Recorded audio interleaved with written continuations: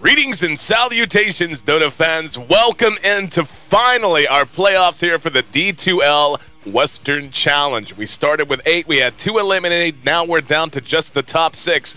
Looking ahead to our playoff picture, it'll be 6 straight days of playoff action here at the D2L Western Challenge. Our broadcast live from the HyperX offices down here in LA. To lead off our first match of the day will be Rox Kiss taking on Cloud9. Now, technically, they're not even Rox Kiss anymore. The team formerly known as Rox Kiss now going up against Cloud9, Sand sponsor, but still playing for the money that they earned a shot to play for. Cloud9, though, coming off of a very strong performance at DreamHack just recently, finishing second and pushing Alliance to 5 games in the grand finals. Let's take a look at how these two teams match up man for man, beginning with Cloud9. They're led by Pylai. He's on the hard support. They've got Bone 7 out in the off lane. Sing Sing, the birthday boy, he's in mid with Aoi 2000, AUI 2000 in the support jungle role, while on carry they have Eternal Envy. Cloud9 finished 3rd overall in our standings, 5-2 their final record. So they come in missing barely a chance to have those 2 buys that were earned by Empire and Evil Geniuses. On the other side of the river, again, the team formerly known as Rox Kiss. And one of the reasons I'm sure that they're going to be all looking to separate following the conclusion of this tournament is their poor performance in the qualifiers for the international coming up. They finished barely on the inside of the bubble to make it into our playoffs. 2-5, 6th overall was their rank. They're led by Goldblack on the hard support position, BZZ on carry, solo in mid with support played by Yol, and in the off lane they have Sadoy. And me, well, I'm your host, Aaron AEC Chambers, joined live on the ground here in LA by Trout, a guy you got familiar with if you were tuned in throughout the Western Challenge. It's actually the first time you and I have gotten to meet. We met yesterday, went out for a lot of really good crab and seafood and way too much. Way too much. Exactly. I think we're both kind of waddling. What was it like 8 pounds in total or something? Well, it wasn't just for us. Just to be clear, there was about 8 of us. But yes, it was something like 8 to 9 pounds of seafood at a place called the Boiling Crab. It was freaking awesome. But before we move into the match, let's talk very briefly about the way the Western Challenge played out. I mean, we come in with Empire and Evil Geniuses. They both have the bye, so they're already into the second round of the winners bracket.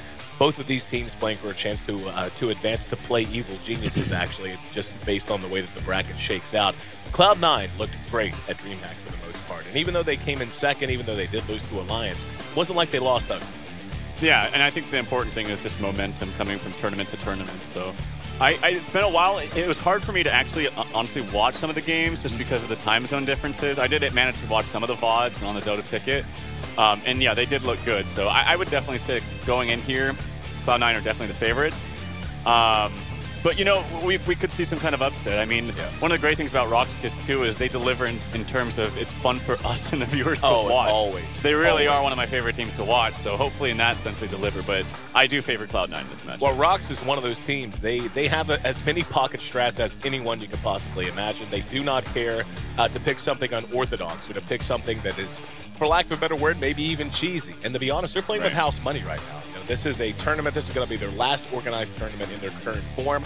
After this, we have no idea what the players' plans happen to be, but they'll be moving on most likely to other teams, forming other teams and such, because they did miss the opportunity to play in Seattle at the International. So, again, they're going to come out and probably just feel like this is just a chance for them to, you know, do what they want to do. Be weird if they want to, and if they lose, they lose, because no one's really expecting that much from them. Yeah, and it's really like they have no one to, they have nothing really to prove, so to speak. Like they can like go out on a limb and just pick crazy stuff, and they're not as pressured, I think is the biggest thing. So yeah, you're right. They definitely could do something crazy here. They're not as pressured. There's no sweat off their back. Could see an upset. Well, the draft is already underway for Game 1. This will be a best of 3 to lead things off. It's all best of 3 throughout the entire playoffs with a grand final. It'll be a best of 5 coming up next Tuesday. Trouf and I will be here again on the ground every day, bringing you, for the most part, 2 best of 3s a day. Today, though, just in case you were confused, we were originally scheduled to have 2 best of 3s on the docket. Fnatic and Na'Vi had to be moved for a variety of reasons. Not going to get into that. Let's just say teams are traveling. It's a very busy time, and it just turned out to accommodate 2 teams. We had to slightly shift our schedule, but it really won't make that big of a difference. And the newest graphic with the updated schedule is out, as are all of the websites. So again, let's go ahead and move on into the draft and take a look at the way these two teams are shaping up thus far. And, yeah, Cloud9 already with a Doom and a Tidehunter pick, and a Mirana with the Mirana leading things off with Centaur Warrunner. That'll be, of course, for Rox Kiss. Yeah, strong picks right off the gate, or right out of the gate for Cloud9 with the Doom. Again, it's hard for me to really judge exactly what the metagame, so to speak, was coming from DreamHack. I can't remember. I think it was either Arteezy or Zai, and I could be completely wrong. But in those interviews that Cyborg Matt had, I actually watched a lot of those. And someone said, one of those two players, I can't remember who, said that each little LAN has their own little metagame that forms. It's really cool. And it's kind of funny because it happens all the time.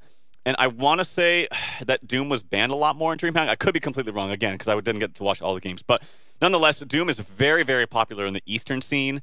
And he's picked up here quickly by Cloud9. And what they talked about, too, in some of the interviews, again, and this one was from Alliance, Loda talked about this, is this, like, tri-tanky core lineup, where you have tanky heroes that kind of act as all your cores. So right now, off the gate, Cloud9 has Tidehunter and Doom.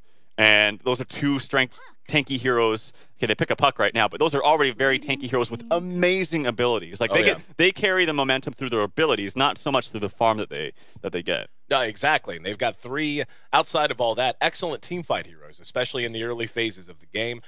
Doom, excellent to shut down a single target, especially one like Skywrath Mage, who is, or even a Centaur, to be honest. I mean, Doom is just one of those heroes, anytime you try to talk about what he brings, he just counters everything. Like, you know, he's going to be able to counter any one hero that he chooses to, and depending on how he builds, he can actually be a very excellent mech carrier. He's great as just kind of an aura carrier, for lack of a better way to put it. You know, build a Vlads, build a Shivas, build a mech, that kind of a thing. But yeah, this is kind of what I think we somewhat anticipated coming out of Rox Kiss.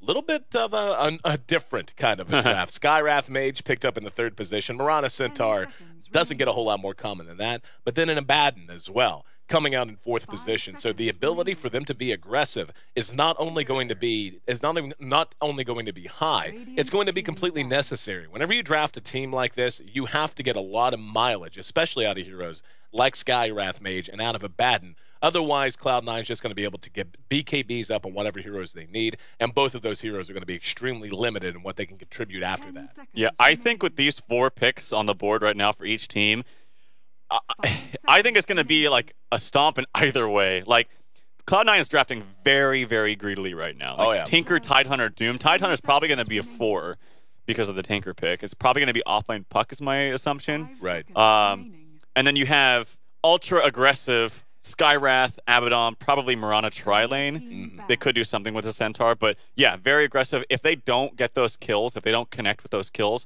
I could see it being a very, very fast game in favor of Cloud9. Oh, yeah. Or if they do get those kills and trample over Cloud9, I could see Cloud9 not finding any farm whatsoever. So I think it's going to go one way or the other. THD ban out here for Rox Kiss. I don't know if Cloud9 would actually pick that because they actually really have no stuns other than the Tidehunter ulti. Kind of the Puck ulti, but that's not really reliable. Right. And one more ban coming out from Cloud9. Yeah, waiting on the bans to come out. But yeah, like I actually, when I look at what Rox has drafted here, and we're going to continue to refer to them as Rox, just because, as you can see, they're playing without a name, and yeah, just simplicity and brevity. So ex-RoX is probably what the way you should think of them. But you know, when I look at what Rox has, they do have a fair amount of CC. You know, they've got Centaur, spammable stun. That's excellent. Mirana with her arrow. Skywrath, obviously, with the ability to silence. That's going to be a great tool against heroes like Tinker and Puck if they're able to get the jump on them. And Abaddon is going to give them a lot of aggressive potential. And, you know, this could end up being a situation where they draft one more aggressive support. They end up taking Abaddon, Mirana, +1 on into the offensive tri-lane while they take Skywrath Mage into mid and Centaur as a solo safe lane farmer. And I really like that for a variety of reasons. But as much as anything, just the ability to usually in that situation get Centaur a lot of early farm, get up an early blink. That'll give them the aggressive potential they really, really need to capitalize on the picks that we see so far. Yeah, it definitely could be a mid Skywrath. It's really freaking strong. Like, it's one of the best mids. But yeah, I suspected it would have been a support, just for the reason that the hero actually functions quite well without the most amount of farm, and he has such fast movement speed. I think it's 320. Oh, yeah. So, and they just buffed it in one of the last patches, so he can maneuver around very, very nicely. So as a support with long range, good movement speed. He actually functions quite well. Dragon Knight here pick up for ex-RoX, as we'll call them. So I think that actually rounds up nicely for them. It gives them a little bit more potential in the mid to late game, I think, because they didn't really have much of that, except for Mirana, but she comes on really late with all those items. And then, yeah, it's going to be, excuse me, an Undying pickup here for Cloud9. We actually talked about Undying a little bit yesterday and how we might see a little bit more of that. And I got to get used to these fonts now. Yeah, I know. Yeah, we were talking. I was actually messing around with it. You know, the update that allows you to do this. Boom! Look at him, all moving out. It is such a cool view, but there's even a lot of Twitter conversations going on right now. One I was a part of with capitalists and stuff in terms of how to best use this ability to zoom out without being obnoxious to the viewer and actually making it worthwhile instead of just something cool. But we'll be experimenting with it, and I'll be trying to use it fairly sparingly, but hopefully you guys will bear with us, as it's certainly a very cool feature that we want to get used to. But it's also the reason the fonts are all different on the name. And like you said, you know, whenever you cast for a living, the changes in fonts like this actually make a bigger difference than you would think they do, because you're so used to processing information in a very particular way and just taking a look at names and being able to read them very quickly, etc. It is a little bit of a difference, so I'm sure there are a lot of other casters that are making the same adjustments I am. I mean, any player in a game they play all the time, any small change like that, it's like, what the hell? What is going on? And it throws you off for like a couple of games, but then you're like, but then you get used to it, and then you like it. So it'll be all good. Well, it looks like what I anticipated is there, just in a slightly different form, as Sadoy has made his way down as the solo safe lane Centaur. He'll be spotted by Pylai Dai. Chase him on into the river. No rune here. Nope, check that. Will be illusion. So he'll turn him to do a little bit of damage. There's going to be Puck right there to do a fair amount of damage to begin. There's going to be a Gush, and he's down to half health. He could be in a lot of trouble. Gets off the stomp. There's the jaunt to the high ground. Now he has to take the long way around. This is probably going to be first blood, as we see AUI moving over, and yep, one quick decay and a very quick lead going the way of Cloud9. And what was that you were saying about a stomp? Well, yeah, I don't know. It could get out of control here because Cloud9's draft is, like I said, pretty greedy. Pretty interesting movement there from Aoi to look and see. Like, he was all the way up in the top side, like probably checking the top rune. I'm not exactly sure. Look at Sing Sing. Sing Sing has been shoved completely back into his own jungle by Yol. Oh, he just got a really good creep, though. Yeah. That is, and if he's soloing mid, too, that's really good. Mm-hmm. I don't know. What are they doing? Are they doing, like, Pylai Dai's just kind of walking back and forth. Okay, now he's going top to provide a little bit of assistance for Tinker, as he's going to need it because he could get dove. What do you think of the lane so far? This is what I was saying, by the way. This is going to be an aggressive trial lane, just in a slightly different form. And Skywrath should be pretty strong here. He should, but they have to get kills. Like, in this kind of, in this composition with their heroes, they have to get kills. Because, like I said, Mirana, she needs good farm, especially to contend with, you know, Tinker, Doom, this late game power that C9 has. But if they're not killing him, yeah, Tinker's going to get so much experience already. This is already kind of bad. Yep. Like, he's got level 2, almost level 3, but halfway to level 3, and they're not killing him. So it's kind of not going too well here, honestly, for Rox, or ex-RoX. But they have some time to make it up. But yeah, like I said, they have to get kills. Yep. Down at bottom, we can see Sadoy continuing to be bullied around quite a bit. Big benefit bringing him down for first blood. Just that little bit of shared experience, allowing them to continue to play as aggressive as they like. But like you were saying, there are just some heroes that are so dependent on levels. Tinker certainly being one of them, and like you said, he's doing quite fine. Yol is on one of the other ones. Skywrath Mage really desperately needs experience in these early levels. And in this situation, he's going to be really hungry for levels for the most part. So his effectiveness is going to be really, really slow to come online in the mid-game if they don't get the kills you were talking about. So right now, taking a look at the overall CS, Puck is actually leading the way. Down here at bottom, Bone 7 with 11 CS, 9 for Mirana, 9 for the DK out of mid. Tinker is actually sitting at 8 in the face of an aggressive trial lane. Pylai Dai has been spotted, though, could be in a bit of trouble. BZZ has an arrow and not even going to take the chance, didn't even let her fly. Yeah, a couple things. One, Puck is basically like the one position in the early game here for Cloud9. He's like the prioritized farm. Mm-hmm. Again, we don't see much Skywrath Mage, but I think in this composition, I'm actually wondering why he didn't get his concussive shot. It's a ridiculous slow, like at level 1. Oh, yeah. It's a 40% slow at level 1, massive range, and it could easily do, like, it could easily close the gap. Right now, they're finally trying to go on him. Arrow miss, nice dodge by Eternal Envy, and they're not going. Okay, there's the slow. Might still get some auto attacks. Could be close. They're trying to get it a couple more auto attacks. This could be a kill. In the meantime, Solo dies in mid. Crazy stuff. They finally get the kill on Eternal Envy. Yep, Envy brought down, like you said, in mid. They did manage to get something at least out of it, as they did bring down Solo on the DK. He's level 4.5 already. Taking a look at Sing Sing, he's right there with him as well. So it's 2-1. C9 currently leading a bit. So the lanes so far, how do you feel about them? Do you think this is a situation where one or both teams should look to make a change? Well, I think they just need to get a lot more aggressive on ex-RoX. Like, for instance, they only got 1 kill. Tinker's level, what is he? Like, almost 4, and he's got some decent CS. And if you look at Mirana, she's actually not, she's got less CS than the Tinker. Like, that is a problem. So he needs to either not miss his last hits or get some actual kills, more kills in this top lane. Also, early on, they warded that camp late. And I don't know if it actually blocked that because there's new creeps there. But Tide was able to pull a couple of times, so he got extra experience as well. Just heard a Dragon Tail. Yep, that'll be a stun there. In the meantime, Yol moves down, takes the DD, but could end up in a lot of trouble because there's going to be an arrow that connects on the back of Eternal Envy, and he could end up being a kill, and will. As that was a long-range arrow, Yol manages to make it away, and Sing Sing is going to be caught with another Dragon Tail. BZZ has 2 seconds until Sacred Arrow is ready. Pile Die is right there to maybe tank it. There's going to be the concussive shot. Arrow will be launched right afterwards. That connects. Nice. And suddenly Rox, who had such a slow start and such a questionable laning phase, at 4.5 minutes has retaken the kill lead, making it 3-2. So they are beginning to really get some mileage out of the aggression they drafted. And yeah, this is beginning to look much more favorable for them. Well, there's still some innate problems. Like, I don't think they have the late game to contest C9 at all. Like, yeah, Tinker totally Doom agree. and Tide is ridiculous. Sadoy's getting absolutely no farm whatsoever. He's only got 2 CS, and he's only level... Actually, his levels aren't too bad now that I think about it. The good part about that, though, was that even though they got those kills, Goblak was actually still sitting top at CSing. Yep. So they were spreading the map just a little bit in that sense. But yeah, they're still going to have to do a lot more. Like I said, their late game contention against Doom, Tinker, Tidehunter ulti is inferior. Looks like the lanes are reshaping a bit, as there's a bit more movement. Solo did find level 6 and did use his Elder Dragon form for now. Sing Sing just continuing to last hit quite a bit. What do you think is the right build here for Doom? I mean, coming out of the mid position and given what they're going to be up against in the mid game, you think this is a game where even as a mid Doom, he thinks about rushing a mech, or is it maybe just more of a try to contribute in other ways, kind of a day for Sing Sing? I think this is a good mech game for him. Like, no one else is going to get it.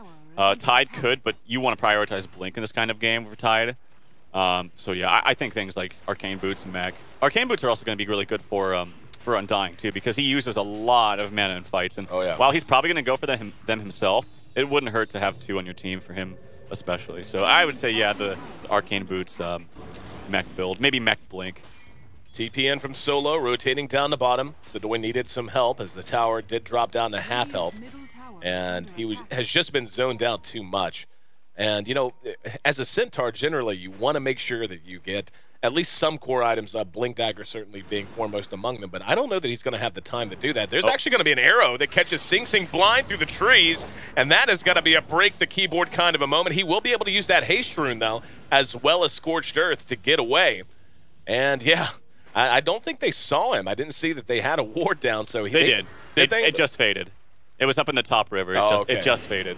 So they saw him there, but he's pretty tanky, and he's got a lot of extra HP regen on top of his Scorched Earth with that 1 creep he's got, and he had the haste rune. So, oh shoot, I missed it. I got it. Nice. AUI took a spill. He was engaged by Solo, ate a Dragon Tail, and with the Elder Dragon form, the damage coming from level 6 poison breath is pretty damn nasty. Bone 7's there. There's going to go and spin the coil and immediately away from BCC. Doom on the Solo, and he can do nothing but try to retreat. Let's see if they want to pursue uphill. They thought about it, but thought better of it. Abaddon there to make sure everyone made it away at least somewhat in decent shape. He's actually looking to re-engage. Comes back out. There's a Dragon Tail from the high ground. AUI down to about a quarter health. Chase back up under his own tier 1. And now Bone 7 and Sing Sing have to continue to withdraw. Not enough mana for a Sacred Arrow for BZZ, but he's getting close to it. Has it now, actually. If he wants to take a blind one and maybe just take a shot. Solo playing ultra aggressive with Abaddon, using the Aphotic Shield to just let him stand up under the tower quite a bit, and using that heal, of course, to keep him in good shape. So Rox able to weather the storm there and survive Sing Sing's doom. 4-2. They're still doubling up Cloud9, and at bottom, just as importantly, Sadoy getting some much-needed experience. He's getting close to level 6 now. Ty's getting experience too. He just dinged 5. There's an invis on Puck. I'm wondering if he goes bottom, but his coil's down for a little while. There's an interesting interaction between Abaddon and Doom because Abaddon's actually quite good against Doom in the sense that if he dooms someone else, you can just constantly heal them, as we saw. Also, Doom is also not that bad against Abaddon because if you doom him, it goes through his ulti. Right. So as long as Goblak is keeping pristine positioning, he's actually going to be able to make this Doom kind of useless in the early game. Let's take a look at the levels real quick and just see. Yeah, Yoel's actually not in that bad a shape against Skywrath, so desperately hungry for levels at any point in the game. Wow, yeah, he's level 5 actually. Yeah, that's really good. Yeah, he's hanging in. He's the same level as the Mirana.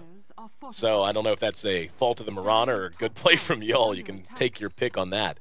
But at top, Solo now beginning to use that push power that comes with level 6, now level 8 actually. A Dragon Knight, and doesn't look like they're going to be too contested up here. They've got Sing Sing in mid, putting a little pressure onto the mid-tier 1, and at bottom, they have 3 maybe ready to dive. And, oh, he actually missed the coil. They will use the Ravage, and should be, no, Stampede might be enough to get him away. Yes, one last Soul Rip, not enough to bring him down. AUI going to pursue him out. I don't know if he's got the range. It takes a little bit of wind-up. He might get it. Nope. Oh, no, he couldn't connect. Nope. Oh, no, what a blunder. Yeah, missing the coil. And should have been an easy that is like kill. Impossible to miss, by the way. Oh, exactly. Well, he was under invis. Like, he didn't even have to be cute about it. But at any rate, no boner 7s today. Yep, there's going to be a Doom on a Solo again. He's got Goldblack right in his pocket, though, as you talked about. An excellent hero to deal with that, using that heal from the miscoil. And BCZ doing some fair damage with Starfall. Envy's there, though, and that'll put an end to the push as he begins to spam out. Oh, actually, up atop, Sing Sing manages... No, never mind. Skywrath Mage suiciding to a neutral. So Sing Sing not getting credit for that. Bone 7, in the meantime, did clean up the tier 1 at bottom. Now we're beginning to see a lot of 5-man roaming out of ex-RoX. Sing Sing bottled up a double damage rune, taking a little damage up the tailpipe, and has his Midas dropped off, so not going to be a mech game for him. Instead, going ultra late game. I think that's really bad communication right there. You might not understand it, like just looking at it, but Tide had no ulti because he just used it bottom, and they should have known that. They should have been like, Tide used ulti, he wasted ulti, and he didn't get anything out of it. They were scared right there to actually kill Doom, and I think they definitely could have maybe at least tried to. They didn't even try because they were scared of a Tidehunter ulti if you watch their positioning. Tower gets denied by Aoi. Nicely played. But yeah, they were scared of the Tide ulti, so their positioning was kind of weird. You could see them walking back and forth, and that's just some bad communication. I can just assume, I don't know if that's for sure, but I can presume that they were scared of that, but they should have known it was down. Well, they're continuing to play aggressive, and it's not going to be down forever. In fact, back up in actually a little longer than I thought. Was thinking it's closer to 20 to 15 seconds instead. Going to be about 32 now before that's available. AUI eating a lot of damage here as Joel's just pecking away from the high ground, and Goldblack secures the kill with the miscoil. And yeah, right now Rox is putting the screws to C9. It's 5-3. We have yet to take a look at our gold graph, and it looks like we might have a bit of a lull at the very least. And yeah, believe it or not, even though Rox is keeping the pressure up, they're beginning to assault more and more towers, etc. They're actually trailing in both of the major metrics. C9 leads in experience and gold. There was a coil drop onto Yoel. He's going to try to TP away. Bone 7 phase shifts. They will be able to clean him up with a waning rift. And Stampede will be used to get Solo and Goldblack back to safety. Looks like they thought about re-engaging. Need to be careful. Pilot Eye does have Ravage available now. But AUI gets eyes on Solo. 1 decay is there, but looks like the rest are ready to retreat. So early game, 12 minutes in. Obviously, Rox has played pretty aggressive, but do you think they've done enough work? It doesn't seem like they have. No, and I think the biggest thing, too, is like they're roaming around, and they were finding kills until that last kill right there. But, oh, actually, Sadoy's in trouble. He just popped his ulti, too. Whiffs on the stomp, and down he goes. There's actually Goldblack caught with the Ravage as Pilot Die. He has ulti. Yeah, no, I was going to say, like, he's actually going to get a kill out of this, I think. There's going to be borrowed time, and yep, one last auto attack gets the kill. Here comes Skywrath. Yoel tossing out a bit of damage. Now Solo there as well. Silence on the Bone 7, but they're unable to catch up with him, so they end up trading 2 for 1 there.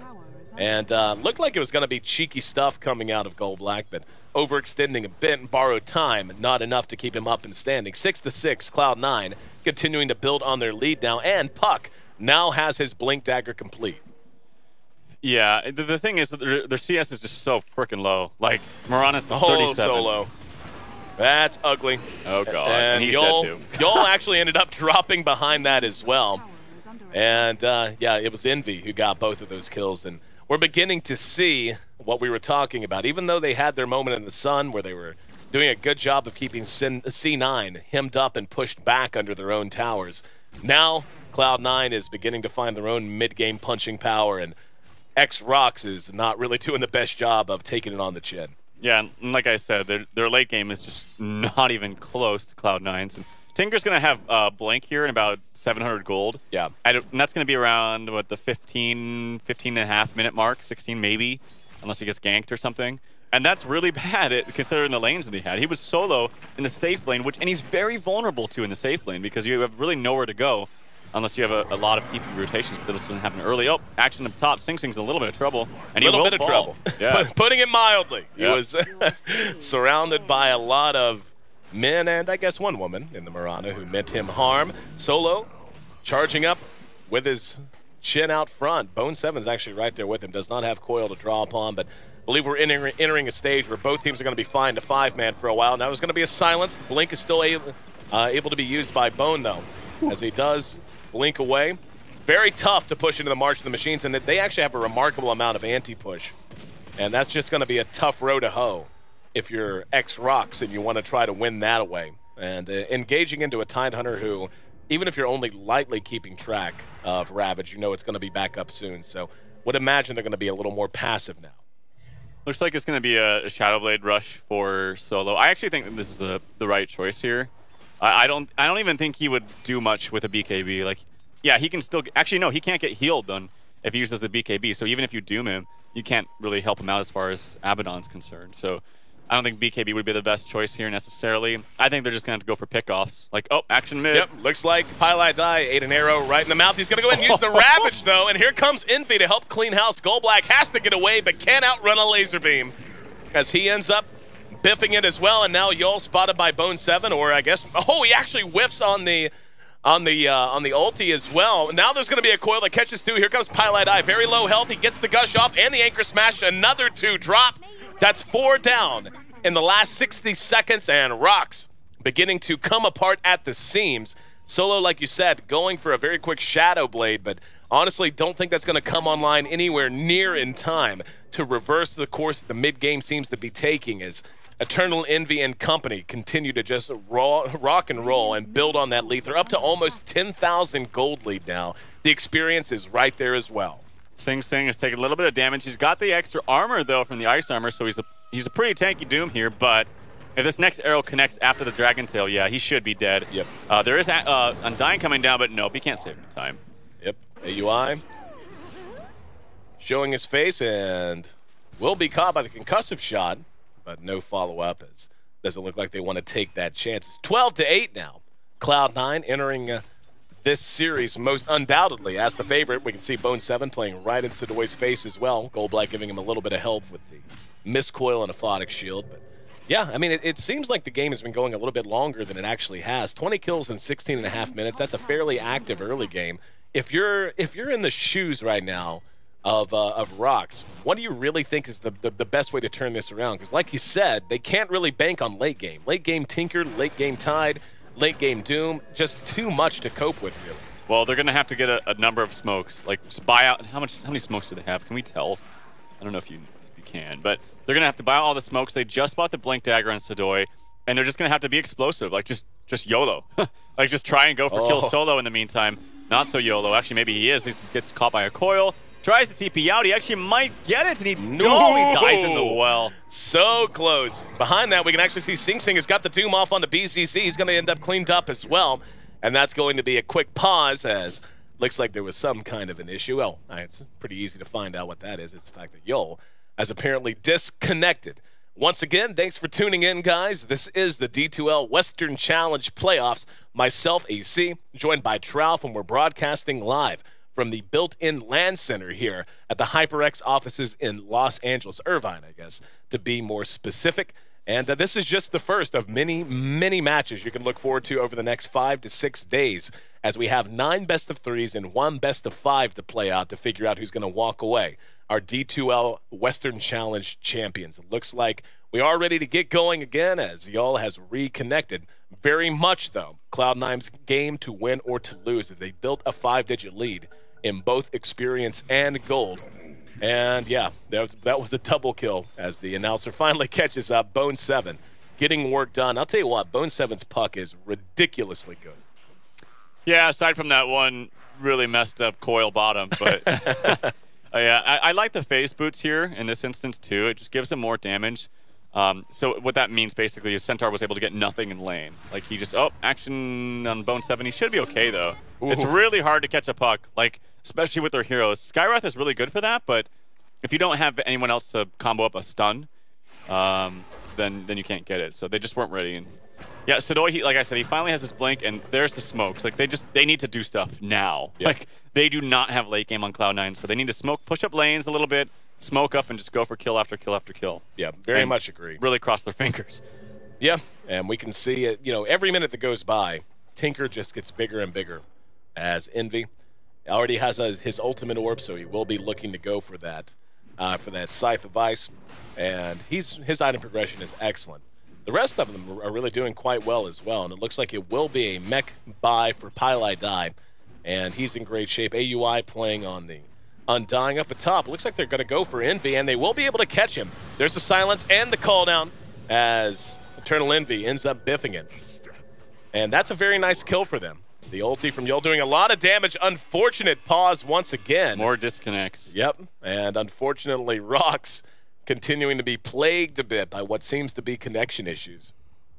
However, hopefully we'll be back online in just a moment. But once again, for those who have just tuned in, I want to remind you that we did originally have 2 best-of-3 scheduled for today. Was supposed to be Cloud9 taking on ex-RoX, and then Na'Vi taking on Fnatic, and to accommodate some of the major travel requirements that were needed by the teams, most particularly Na'Vi and Empire. We went ahead and shifted our schedule just a bit, so make sure you check out all of your major Dota 2 news outlets, Join Dota, Ghost 2 Gamers, etc. I'm pretty sure all of them are up to date now, and you can find our schedule over the next week. But yeah, we're going to be here for quite a while, man. Yeah, we are. It's going to be a nice week of Dota after a hiatus, really. Haven't been able to cast some games, so this is good. Doom is, I wanted to talk about his build. He's not going to go for the mech, by the way. He went from the Midas into the BKB, just really to be in the front lines. Tide, he's got, oh no, Tide's going to go for his blink, or his mech. I thought he was going to get a blink, because he had like 1,700 gold or something like that, but opts for the mech instead. I think they needed a mech on the team. But I don't know if it really should have been Tide. I think Blink on Tide is just so freaking good. And then Owie, what's his items? He's got Tranquils, Urn, and not much more. So he's really playing kind of the 5 in this game. But he's been doing good. Like that first rotation, like I mentioned, there was some more action right after that, so I didn't get to really explain. But like he was all the way up top rune, and he saw some action bottom. And just the idea that, oh, maybe if I rotate, I might be able to get a kill. He's like, it's not going to waste my time if I really rotate at this stage of the game, so I might as well try it anyway. There's nothing to lose. And he actually got a kill out of it. So smart play from Owie. Still playing with the zoom function, by the way. And yeah. I did use it once. Used it during that last How'd it go? Went well. It don't know how much it added, but it was certainly cool looking. Oh, wow, zoom. Exactly. And yeah, that's kind of how it was. I watched him smoke across the river from the Dire Side Ancients, and kind of him up solo. So I mean, it was all right. It was all right. Still playing with it, and any feedback you have, please make sure you tweet it at me. It's @AC, and of course, anything you have to say to Tralf, be nice, and tweet it at @TralfDota, TRALF. Or just flame the shit out of me. It's fine. Yeah, that's what I do. I'm from NA Dota. I'm used to it. Oh, such thick skin, But again, guys, hopefully we'll be back underway, and hate to see connection issues plaguing us right from the very beginning. Know there's a lot going on today, so if you happen to be tuned in to us, I want to thank you again for being here. And yeah, our playoffs have been a bit a while in the coming, if we're honest. I mean, we really kind of shortened down our format and tried to truncate things. And I just noticed that if you zoom out and then just leave it alone, it actually zooms back in on its own, which is really? Yeah, which is kind of cool. And AUI saying, yeah, internet bill. So one thing I noticed though, like if you go to the default zoom whatever, you can't like zoom in anymore. Have you tried that? Yeah. That's kind of I weird. actually like that. I mean, I like it too, but you know, sometimes you like to check out items. I guess you can still click that little triangle thing. Game on. Game on. All right, what top? We're just going around. Here we go. Coil did go off and catch 2, and Puck will be able to escape. So it looks like they took the time to think about it, and 2-on-4 usually not the best Dota math. Usually not in your favor all that much. Sing Sing is heading back towards mid now and hooking back up with the AUI. And we'll see how ex-RoX wants to respond. But so far, I think this has gone about as well as C9 could hope. I mean, at 20 minutes, given you're up against a very strong late early and early mid-game team, if you have this kind of a lead at 20 minutes, you're doing something right. Yeah, and I think the biggest thing was just they didn't put enough pressure on Tinker. Like, he should have been, arrow dodged up top. He's still got his mech online, though, so he's the mech plus the Kraken Shell, although it's only level 1. Kind of interesting. In fact, he's only got level 3 Anchor Smash, so he really wants the extra armor reduction and damage up as Aoi dies bottom or somewhere. Yep, it was bottom.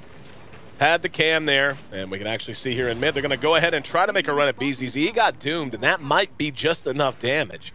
Unless he can hook back up. I don't think he can get to Abaddon in time. I think he's too far away. He might just get denied. Or it's going to be close. It's going to be close. Oh, there it is. Okay, nice. He'll be fine. In mid in the meantime, while the retreat was on for Rox, another tower drops to C9. They're going to come back out solo. Has that Shadow Blade up. Arrow actually mistimed. Sing Sing was caught with a Dragon Tail a little bit early. Now they're going to turn this around. Pylai Dai has Ravage if he wants to use it. Thought better of it. The Gush not there either. Bone 7, Waning Rifts come. All right. Bone, I was just talking about how good your puck was, man. Takes an arrow to the face. Yeah. And, I mean, it doesn't really matter. It could have been a lot cleaner, but nonetheless, all right, he's still trying to find something. He's got Coil up actually now. They do have Ravage as well. Oh, he actually manages to get just one. Envy's right there as well. AUI is going to end up dropping to Sadoy, and that did not go as planned. There's going to be a Ravage goes off, solo caught by it. Envy and Pylai die with Sing Sing, trying to continue to pour it on. It's a 2 for 2 when all is said and done. And they will go ahead and back up. But, yeah, maybe first game of the day for both teams. A little bit of sloppiness on both sides. Well, they're in Europe, though, right? Yeah. No excuses. Yeah, exactly. There is no lag. Every team that is playing in the Western Challenge is either boot camping or is based in Europe. So we will be playing all Luxembourg. There will be absolutely no blame of pings for the results. Yeah, that was like the worst team fight I've ever seen in my life. Like, just weird spell casting. Right. And spell usage on one hero. Like, I think they used a Coil on one hero, Ravage on one hero. So it actually went a little bit better, I think, for Rox Kiss. But again, they're going to have to, like, basically team wipe C9 like 4 times to be back in this. It's really crazy, actually. I looked at the graphs a little while ago. Actually, they bounced back a little bit. At least the experience did in favor of Rox Kiss. But it's crazy that it hit 10K when it did. I was like, oh, they're probably up like 6K, but no, it was 10K. Envy playing bottom lane. Yeah, he should be fine, though. Being a nuisance. Had AUI right beside him. But yeah, like you said, up at top. That's a 10-second BKB, I think, too. Yeah. Wow. And so Sing Sing dies to... That's BCZ, right? I always ask this because it's not actually his name. But yeah, dies to the bottom, and that's a 10-second BKB charge used for nothing. So did that tell you why he runs under that name now? Oh, he found Envy, too. I don't know if anyone else can get here in time. Yep. Oh, he's going to be able to leap YOLO. in. YOLO. Going for it. One-on-one. Oh, there's going to be a Coil behind, and Envy ends up dropping. Bone 7's there to try to pay it back. Caught with the Waning Rift, but Gold Black there to keep him alive. And Bone doing what he can. Arrow's actually going to connect, and here comes Gold Black ready to follow it up. Phase shift buys him a little bit of time, as does the He can blink. Up. Oh, blinked in a weird position, though. He's going to kill himself to the... Oh, if he goes in, one more auto attack. Yes, he's going back in, and he gets the kill. Bone 7 ends up trading himself, but he does it with style. In the meantime, the rest are engaging Pylai Dai at bottom. Tide brought down under his own tower as they push down the tier 1, and in the blink of an eye, it's a 4-for-1 exchange and one of the most unbelievable YOLO plays I've ever seen up at top. He didn't manage to escape, which would have made it even sicker, but still a pleasure to watch. There's a Doom on a solo now, and Sing Sing might want to pursue this. Nope, Sadoy there with the stomp. A little bit of damage done by Yol, and I do mean a very little bit. However, Envy's there. Rearm. Using the rocket spam and waiting to buy his time. Has to make sure he keeps an eye on him. Sadoy has a TP. We'll go ahead and blink out. And yeah, not going to be able to hit him with the rockets. And even the March of the Machines. A little late in the coming. But yeah, that's actually a fairly big turnaround for Rox. It evens things up in terms of kills and actually makes a dent. Like we were talking about, yeah, there's a little bit of a change in the gold and the experience graph before, but this is a sizable dent. Yeah, I think, by the way, Envy could have rearmored faster there and maybe gone for a quick blink. Like just if that's level 2 rearm, it should be. Oh, it was level 1. That's why he gets level 2 rearm. I think a lot later than most Tinker players. Yep. He actually just got it. Yeah, I'll have to research that, but I would assume he would have it before level 14. That's pretty crazy. But nonetheless, Pilot Die getting caught up top. He does have Mech and Ravage. Is he going to pop both and try to live? No, he's not. He understands that he's just dead nonetheless. But yeah, good exchanges here for Rox Kiss. Did he miss his coil again, by the way? I feel like he missed it again because he used it, and I didn't see it on anybody. Yeah, I didn't either, actually. I think he missed it again. Hang on, in mid. Sing Sing caught the Dragon Tail. Gold Black's right there with him. There's going to be a 2-man coil. Didn't miss it that time. Sing Sing Yulesed into the air. And there's going to be the Stampede used to try to pursue him out. Put BKB through the concussive. And, yep, they're going to be able to catch Bone 7. So they end up getting Sing Sing away. Envy's there to try and help him out a little bit. But they do manage to bring down Bone 7 in the meantime. And this is really the window through which Rox has to walk or crawl or climb. Whatever the appropriate verb might be. They have a team that has an expiration date. And finally, they're beginning to find their mojo. They bring down another tower. That'll be the tier 2 mid. And their momentum is something they can't afford to give up. If they run out of steam now, C9 is going to be in great shape. But for the moment, they've got Cloud9 on the ropes. Yeah, and actually as we approach mid to late game 2, and just in general in theory crafting, like, looking at heroes that do well against Tinker, like Tinker's very, very good at base defense, but actually DK's not that bad against it because if he just pokes in with 1 or 2 auto attacks on the tower, it actually does a considerable amount of damage from a safe distance. So, you know, thinking about that actually as they try to maybe, if they do get to the point where they're trying to siege tier 3s, it actually could be a very, very good tool against Tinker. But Tinker, he's going for a sheep stick and he just picks it up right now. So things could change now back in favor for Cloud9. It's one of the weirdest smokes I've ever seen, by the way. Oh my god, look at that graph. I can't believe that. It actually almost as even now in terms of experience. Here we go. Another smoke out of Cloud9. That was a bizarre smoke out of Rox, actually. They smoked 3, and everyone went in a different direction. And they're going to move on over. Oh, they're going to have a chance to him and Sadoy. Yul's right there, and they're going to go ahead and engage. Sadoy in a lot of trouble. Now down goes the Sentry. There was no help coming from Yul. He's shrouded under Moonlight Shadow for the moment, but knew that if he came in, it just would have been twice as many corpses. And the rest of Cloud9 able to bulldoze her down. Now they're going to catch BZZ with the coil. Good leap, though. Takes him over to that ridge line. The silence did catch him, and some damage being done, but no realistic chance to pursue him out. And they're just going to continue to push this down. There's no one counter pushing right now from Rox, so this should be 2 free towers, but the engagement might be coming. Envy's over in the woods. Let's see how they want to do it. There's a Ravage that catches 2. Gold Black is doomed, and BZZ could be in trouble. Gold Black down already behind that Solo, doing what he can. Dual BKBs up on both Sing Sing and Solo as they both survive. Buyback from Gold Black. Not likely to be enough to allow them to keep this tower up, so that's a bit of a wasted buyback. And yeah, remember what we were saying about momentum? Yeah. This is problematic. Now they're going to try to get it back online. Solo comes forward. Engage's going to be a jump and a stomp. It's Sadoy able to bring down the tide very quickly. Here comes Tinker back in, though. Yul's into the air. Solo's right there. Might want to engage. Envy eating a lot of damage. Sadoy ends up getting hexed, though. And the stomp from Sing Sing. Well, no, never mind. Aphotic Shield is there to keep him alive. Does end up dropping behind it. Solo and Gold Black both very low. AUI looking to secure this. No. Oh. Great movement. Absolutely phenomenal movement coming out of Rox Kiss as they just spread the damage. Look at this. They don't have a full health bar between all 3 of them right now. Yeah, I mean, that's like all Gold Black right there. Yeah. Like, also, I saw the Yules on Tinker. I'm like, who the hell has the Yules on Rox Kiss? Did Tinker buy a Yules himself and Yules himself? Oh, that was a lot of Yules himself. But it's actually really good against Tinker because he can't blink out. It does that with that change. It does the extra damage when you come down. So he wasn't able to blink out. He was in a precarious position as a result. And then after that, Godblack was just massively healing everybody and kept everyone alive. So really, fight won by Godblack. It was just a very, very, very, very well done by him. The BKB also was just picked up by Solo. He wasn't able to get it off before the Ravage actually hit when he TP'd in. So the Ravage hit him. He took about half HP before he actually popped the BKB, and it was a 10-second one. And he still took a lot of damage actually from the Undying Tomb. But nonetheless, yeah, really, really well done there by Goblack. Well, the experience is back to even right now. There's going to be a Moonlight Shadow out of Rox. They do have a target somewhat in range. That's Pili Die over in the woods there.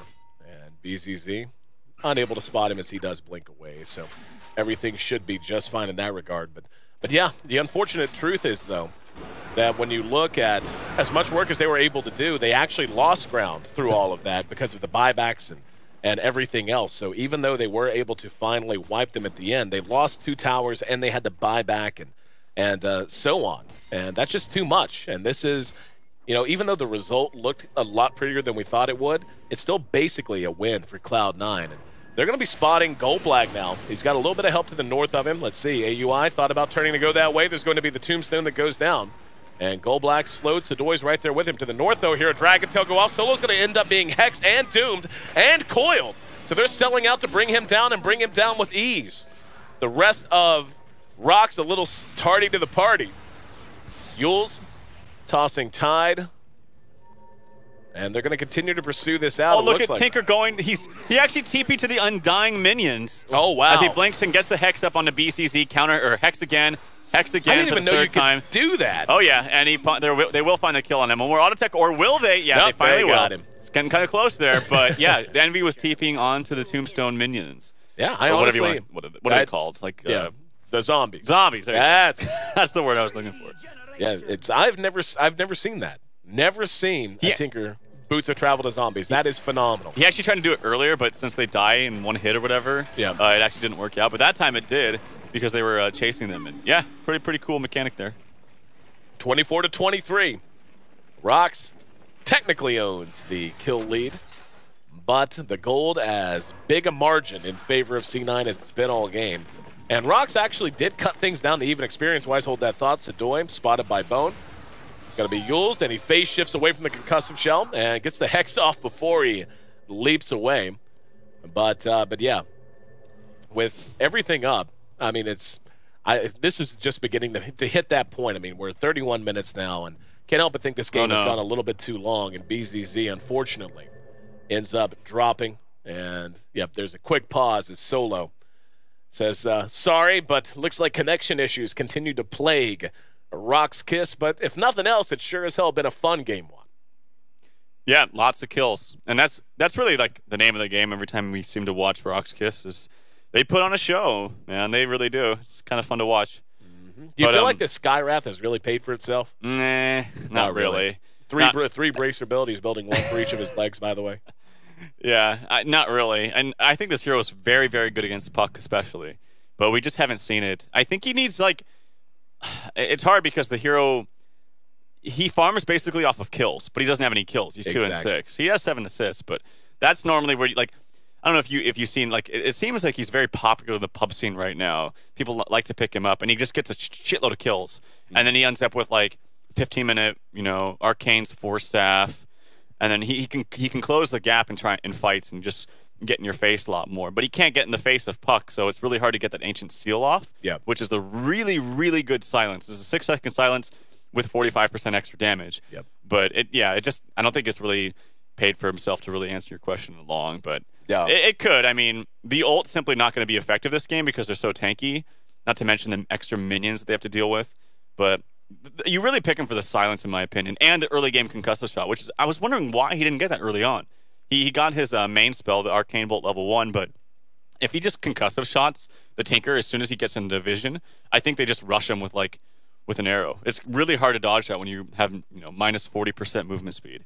No, I completely agree with you, and on all points, I think one of the big reasons he is enjoying a lot of pub popularity, as you said, is that silence. You know, when you look at some of the popular heroes that are being played right now, I mean, silence is good against pretty much everyone, but in particular, Tinker is seeing a lot of pub play at this point, and just having a silence at the ready for heroes like him, like Puck, some of the more popular pub heroes in general, just because of skill cap, Invoker even, etc. But yeah, so far, Yul did a little bit of work early on, and they did get a little bit of mileage out of him. But I feel like they could have just about plugged in any support and probably gotten just about the same return. Yeah. Well, yeah, probably even better considering what happened in the early game. Yeah.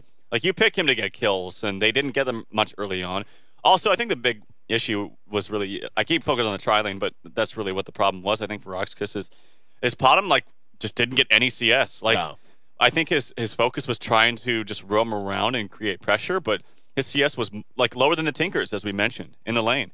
And he needed to, like, they needed to pressure the Tinker, and he also needed to get every single CS. Right. But he didn't do that. So that's really, I think, the problem that happened in the early game. But they're still in it. They're still hanging on. As we mentioned, the experience is, I can't see it because the paused thing. I'm assuming it's right on even. Yeah. They're experienced. But the gold is definitely in favor of Cloud9. And Tinker, this is when Tinker starts to get really scary. And he didn't go for the burst damage build. He's going for the safer Hex build, which I think is actually more appropriate this game, especially against the DK and an Abaddon.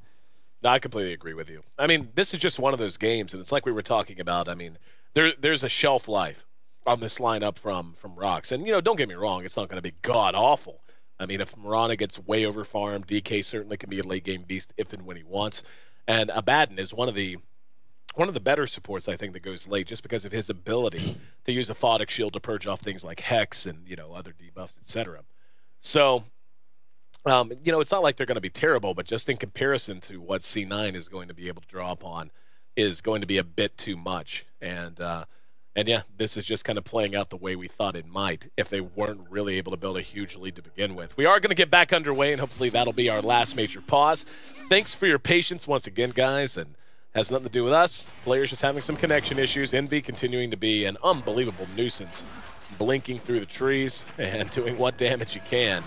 And he'll go ahead and teleport back home now. But yeah, I mean, I asked you once a while ago, what can Rox do? Play aggressive and go for smokes and stuff. Even that doesn't seem to be working. Yeah. It looks like an AC is going to is in the works here for Solo. He's really been like the standout player, I think, for Rox. Like, every single time I watch him, he's always consistently doing well. Even if he's under pressure, he finds the farm that he needs to. I usually agree with almost all his builds. So Solo he's a good player. He's a very good player, and I actually think it would have been fun to see him go for a blink this game. It's actually quite good on DK, and I feel like they're just going to need all the initiation they can get. But yeah, I mean, like I said, the experience is still in favor. Well, no, they've closed the gap a little bit. It's 4,000, but the gold is just going to continue to get out of hand, and that's just simply fighting against the Tinker. Like, it's very, very hard to catch him.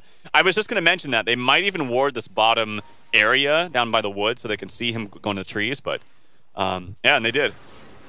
Go Black using the Yules to get himself out of some trouble. 4 have rotated down now into the Radiant side jungle from C9. Looks like they're ready to push out, but here comes the counter as Sadoy, Solo, and Go Black move out as a threesome and go headhunting. AUI going to be spotted out, and yeah, he's going to drop before any help can get there for sure. Not the biggest loss in the world, but enough to most likely force C9 back. Up at top, we actually see the Doom and the pickoff of BZZ as Sing Sing brings him down one-on-one.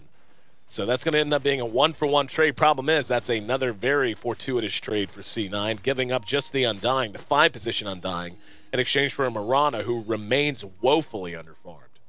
Yeah, that's one of the things, too, is when you start to get even or it becomes a static game against the Doom, is his farm just explodes. Yeah. I feel like a couple minutes ago, all he had was Phase, Magic Wand, Midas, BKB, freshly purchased, and now he's got a Shivas and a Blink on top of that with 1,500 gold. So it's insane how fast this hero can farm, especially with the Midas. Yep. So, yeah, you start to get static for a second, and Doom just takes off, not to mention Tinker takes off. And this is just what we talked about at the beginning. Like, this is just C9's draft. And they're continuing to play this out very patiently, by the way. Just letting Envy get bigger and bigger and bigger. And speaking of, he's actually on top in net worth, like you said. I'm the actually part of that is actually more meant for Doom. I'm surprised at how farmed he is. Doom is right there with him, yeah. Like, I expected him to be close-ish, but not quite that close. So Sing Sing's farm really has been quite phenomenal. And once again, under the gun is Rox Kiss to make something happen. Yoel's trying to track down Envy as he do-si-dos him a little bit there. And we'll be able to sneak out the side. How do you get in these trees? Can he even get out? Yoel. Like, he doesn't have a... Did it grow back? Yeah, there Oh, it is. okay. I was going to say. Kind of tough, you can see right there. Yeah. Come out. But, yeah, a little bit of moment of passivity here. And this is sad to say. The situation you see Rox get into a lot, and granted, this will be their last appearance as this team in this form ever, I guess. I mean, unless they just all 5 wind up back on a team somewhere else again. But it is a problem that they see. Like you said, it's usually feast or famine. They either stomp or get stomped. And this has been, a fairly decent game at 35 minutes in. But honestly, it's been all C9 all the way. Like, you see a little bit of a dip up there at about 20 minutes. But since then, it's just been a slow dissension into mediocrity, really, for this composition out of Rox. The Bloodstone build here coming out for Tinker by Eternal Envy. I don't know. I saw him do this at DreamHack, and I just, like, shook my head. Yep. Because he was up against, and it's kind of a similar idea, a team with tons of stuns, good initiation on the stun. Action bottom, Sadoy. BKB and Doom on a Sadoy. There's going to be the Shivas used as well. Goldblack and Sadoy trying to be aggressive. A little bit of spam from Yolo. Be able to chase him back a bit. And Pylai did have Blink. No, actually, it was on cooldown. I was going to say he did have Blink and did have Ravage, but not the case as they decided not to sell out too much. And finally, going to put that dire side advantage into play as they move on into the Roche pit. Yeah, but as I was saying with Tinker, like I don't know why he just doesn't get a BKB. Like I feel like if he just gets a BKB, they can just go team fight and wipe them completely. But now he still has the chance to get caught by some kind of stun. If BKB is up on the Dragon Knight, he can just pump in auto attacks, even if he does get doomed, which is down now, by the way. So I don't know. Bloodstone is good, I think, very much earlier on, but this late, I just think BKB is the superior item by far. I know you can't refresh it like you could before, like a long time ago, but who cares? Like, it's freaking BKB, man. Oh, Solo. Oh, hang on. Going to be engaged upon. It's going to be BKB used. Solo did not get doomed. I'm going to guess he had it on cooldown. Yeah, 30 seconds out still yet. And Ravage is still there, though. They're trying to close the gap, but he's just too slow. He already blinked. It's on cooldown for another 7 seconds. Hang on. There we go. He's going to go ahead and use it, and Solo caught with it along with the rest of the team. They managed to clean one up, and with him down, a lot of their damage is gone. Mystic Flare rather whiffs, and they're going to move back out as well. AUI blows the ulti. Goldblack, Jonathan upon. Good coil. Actually caught Yol on the other side. Borrowed time buys Goldblack a bit of time, but not enough, as he'll be pursued back on into the jungle. And that's going to be 3 for 1. Poor Pylai did end up dropping. They're not done, though. BZZ silenced out. Moonlight Shadow has about half time left, and they have an idea of where he's headed. Trying to stay in front of him and just going to continue to stay in front of him. And finally, he leaps down into the river, so decent little escape maneuver that time. In the meantime, Sing Sing went hunting and unable to find anyone. And they are absolutely on the rampage. 3 to 1, the exchange could have very easily been 5 for 1, though. I think Envy just blinked like 9 times in like 15 seconds. Just trying to stay ahead of him. Yeah, he couldn't find him. I mean, it was a good idea, but just didn't get lucky, and it was a nice area that Sadoy blinked into. But, yep, I mean, this is just going to continue to climb for C9. And that was kind of a wonky initiation, too, because, like, Ty just kind of walked up and ulted. His blink was on cooldown, but it still found 3 heroes. I was going to say it got 3, I thought. Good little coil, by the way. Yeah. Catching a couple down on the other side of the steps. Poor Yol was just collateral damage. They spin it on one, and he just happened to be caught by the AoE right there. But, yeah, all C9 all the time right now as we approach 40 minutes in, and that's going to be 15,000 gold advantage now for Cloud9. The experience is right there with it, and I don't know that it's there's a whole lot that could be done. Seems to me it's all over but the crying. Yeah, it's really hard to get back into this just against, like we mentioned, like 1,000 times it feels like, but yeah, Doom and Tide and Tinker. And the thing is like, I feel like maybe Rox just could have abused their draft, or the greed from Cloud9 early on, because their first 2 picks were Doom, Tide. Like, this is not, I'm going to win my laning phase. This is, I'm going to win and farm and then out-carry you with better abilities in the mid to late game. Yeah. And those, like, again, those are the first 2 picks. Like, I feel like you could have got a lot more greedy for Rox Kiss too, but again, you mentioned this is just kind of like their play style. They like to get in your face. Again, though, it all goes back to that tri lane. I feel like you have to, when you put up against a Tinker safe lane. Like if I was Tinker, I would be scared shitless. Like I would be so scared against this tri lane. I'd be scared to move up even in experience range, just because of the power of the concussive shot and the arrow. But they just didn't capitalize enough on it, I feel. Yol spotted out and engaged here in the river right in front of the roach gem pit. too. Oh, man. Yep, poked his nose out at the absolute wrong time. And they didn't have to go far for that smoke. Envy's going to go ahead and hex out Gold Black and use it again on Solo. Here comes Sing Sing. There's the Ravage. Blink in it. Solo's going to be doomed. Sing Sing refreshes, has another Doom on the ready if he wants it. And Sadoy on the bad end of it that time, as they're going to go ahead and pursue this out. BZZ tries to leap away. No such luck. And GG likely to be on the way at some point soon. Gold Black Yules through his borrowed time, comes back. Yules again, just buying time. XD. Full 5-man wipe. And Cloud9 looking like they're ready to put a cherry on it. This is what I talked about with Doom, man. Like, you just look away for 1 second. What the hell? He has a refresher now, and now Exactly. 1,200, no, 1,700 gold because he just got the last one in the tower. Yep. This hero just farms ridiculously fast, and that is like the thing about Doom is like you can say greedy, but it's really not necessarily that greedy because he's actually not that bad in lane as you might think. No, not at all. Because the Scorched Earth just give him so much extra like survivability with the extra HP regen and something I'm movement speed. surprised you don't see more often, like just in cases where there's wonky lanes or maybe you need an off laner, but you know there's nothing really that's going to give you a lot. Off lane Doom can work, especially on the Radiant side. It absolutely can. Even Chinese scene that you see it all the time. Yeah, exactly. And they go Tranquils, Midas most of the time, and then whatever their team needs. Exactly. And he makes, he actually gets up, goes Tranquil's Midas mech very quickly, and you can even run him in that role. And then, like you said, especially once you get a Midas up, between Midas and Devour, that's ridiculous. Doom can just, pile on the GPM. And speaking of, he actually has higher GPM than Envy's Tinker. Their net worth is literally like 20 gold apart. Yeah. Actually, yeah, give or take. So, and now he's on top. Yeah, the hero, there's a reason why he gets first pick now. And, like, again, I didn't see a lot of the games with DreamHack, but in the Eastern scene, he's so popular. And I think the hero is so good. I feel like there's no drawbacks with him at all. No. Like, you'd like, oh, but his laning phase is bad. No, not really. He's actually not too bad in the laning phase. He's got the best ult in the game. Like, I think it's like the best ult in the game. Well, if you get him a couple of levels even, let's say his laning phase is bad.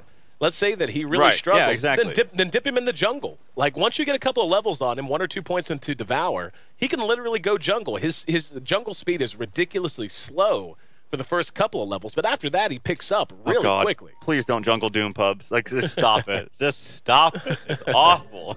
Dip into the jungle. Don't start in the jungle. Don't start in the jungle. Oh, God. Anyway, yeah, the jungle Doom. It's bringing back memories. That level 1 Quelling Blade Stout Shield Doom. Oh, God. Yeah. Don't you love it? Don't you just love it? Like the 15-minute mech just staying in the jungle. Just stop it. All right. Anyway. Here we go. They're going to engage out. Sing Sing's there. Uses 1 Doom. Has refresh at the ready. Stampede will get him out of trouble. Another Doom on the solo. Nice. That plus Rocket should be enough to finish him off. Mystic Flare will be phase shifted. But there's a Force Staff also on Pilot Die and an ultimate up ready to go. Yep. He doesn't want to waste it on just Yol. Has more action in the meantime onto Sadoy. He gets taken out. Yep. Down below that, there's actually tied with Ravage. He's got 3, and he will use it. He's going to catch everyone.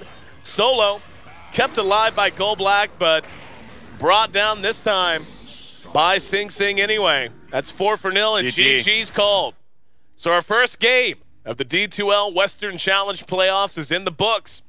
Rox Kiss showed us a creative draft, a fun draft, but not the most effective draft, as they end up falling to 0-1 and now find themselves 1 game away from being shoved down into the lower bracket. Cloud9 capitalizing on what we knew they had drafted for themselves.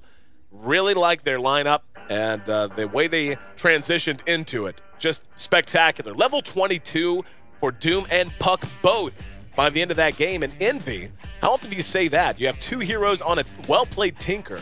You have 2 heroes that have more, 2 more levels than he does by this stage of the game. And you have one that was right there with him in terms of overall GPM. Actually finished higher, 605 for Sing Sing. And, great play across the board, really. Yeah, Puck actually ended up, as you mentioned, 10-4 and 19. Had some questionable coils, I must say, but it didn't matter. Their team fight was just so strong. Like, they had everything, except for the laning phase. Like, their laning phase honestly should have got punished a lot more.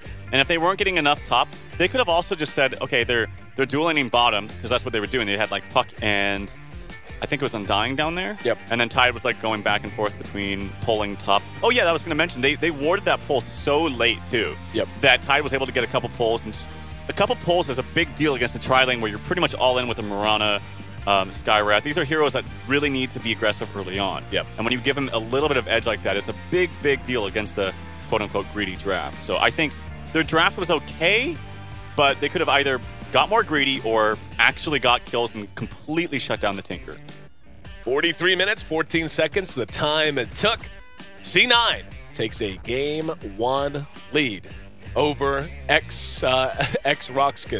I'm your host here at AC Chambers. Sitting beside me, his name is Tralf, and we're on the ground here. You can see behind us the great land practice facility that HyperX has built here in their offices in LA. It's pretty awesome, dude. Like, you actually can't see. There's all kinds of like awesome LED stuff going on. You can see the computers behind us, but yeah, all of this an investment into esports from HyperX. I mean, the joke that I heard probably 1,000 times was the real winner of DreamHack was HyperX, because every player in the finals at DreamHack had the HyperX tag on them.